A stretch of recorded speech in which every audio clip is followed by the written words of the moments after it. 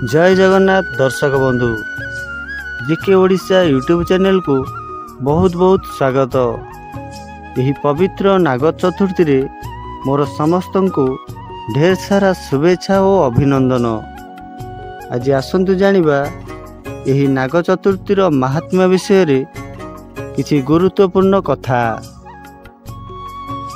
यही कार्तिक मासर शुक्ल पक्ष चतुर्थी तिथि को नागपंचमी बा नागल चतुर्थी कहा जाए।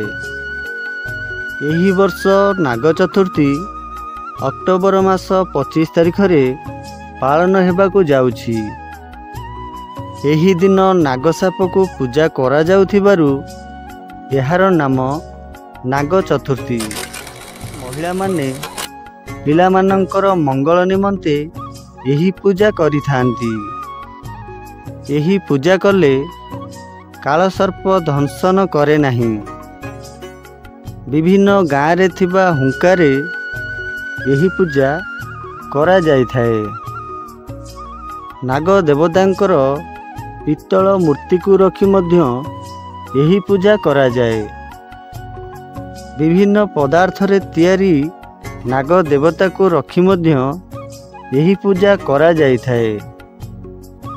यही दिन घरर महिला माने विशुद्ध जल गंगा जल अँला और हलदी पानी रे गाधोई मुंड सफा करी व्रत करिथांती। नुआ वस्त्र परिधान करी पूजा स्थान को भल भावरे सफा सुतरा करिथांती। सर्वप्रथमे शिव मंदिर जाई पूजा करिथांती और परे परे घर को आसी नाग देवता को पूजा करिथांती।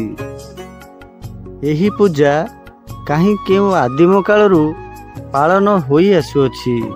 यही पूजा कले घरर सुख शांति धन धान्य और परिवारर मंगल होइथाए।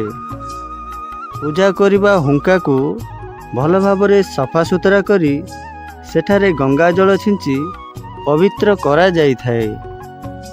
तापरे हुंकारे क्षीर अर्पण करी पूजार्चना करा जाइथाए।